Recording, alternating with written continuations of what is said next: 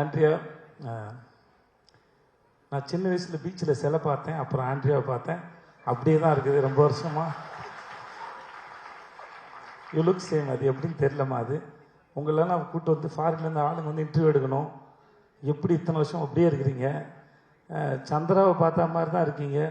அதுக்கு முன்னாடி நான் நர்சூஸ் காஃபி ஏதோ ஆடில் பார்த்த மாதிரியே இருக்கிறீங்க. அதை ஒரு புடவை ஒன்று கட்டிக்கிட்டு, அது முன்னாடி இதே மாதிரி முடி இருக்கும். நான் அப்பையும் பார்த்துருக்கேன் யாரா இந்த பொண்ணுன்னு. இப்பயும் அப்படி தான் பார்க்குறேன் யாரா இந்த பொண்ணுன்னு. நாளை பின்ன என் பையனும் பார்ப்பான் பொழுது யாரா இந்த பொண்ணுன்னு. நிஜமாவே அதே அழகுமா தெரில. வீட்டுக்கு போய் ஃப்ரிட்ஜில் உட்காருங்களா பெட்ரூமில் படுவீங்கன்னு தெரில. வாழ்க நீங்கள். எனக்கு உங்கள் பேர் கேட்டேன் மறந்துட்டேன். रूहानी कैसे आप? अच्छा है, आप बहुत सुंदर है, ஆல் தி பெஸ்ட்.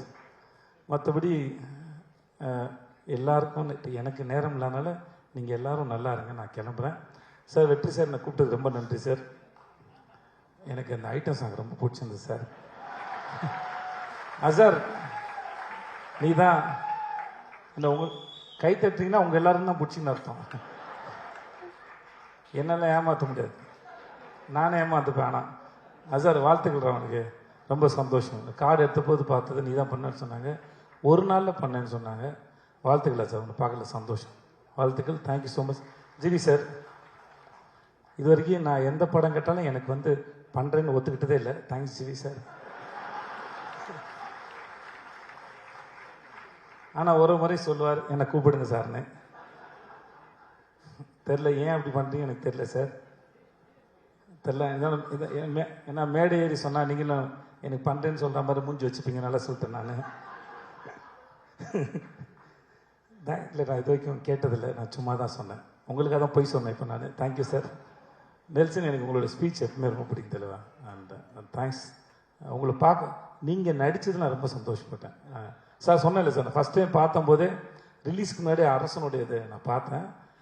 உங்கள் டைமிங்கே தனி. எனக்கு இன்றைக்கி மேடையில் விக்ரன் பேசும்போது விக்ரன் டைமிங்கில் ஏதாவது ஒரு கதாபாத்திரத்தை நீங்கள் எழுதுவீங்கன்னு நான் நம்புகிறேன். நான் டைமிங்கு செம்மையாக இருந்தது. திடீர்னு எமோஷனல் ஆகும்போது இங்கிலீஷ் பேசுகிறாப்புல ஏன் தெரியல. இன்னமும் நம்ம ஊரில் அந்த அந்த பிரச்சனை இருக்குது. உண்மையை பேசும்போது இங்கிலீஷில் பேசினா அது உண்மையாக தெரியும் போல இருக்குது. ஆனாலும் அந்த ஃபார்முலா ரொம்ப நல்லா இருக்குது. நான் வேறு சொன்னேன்னா,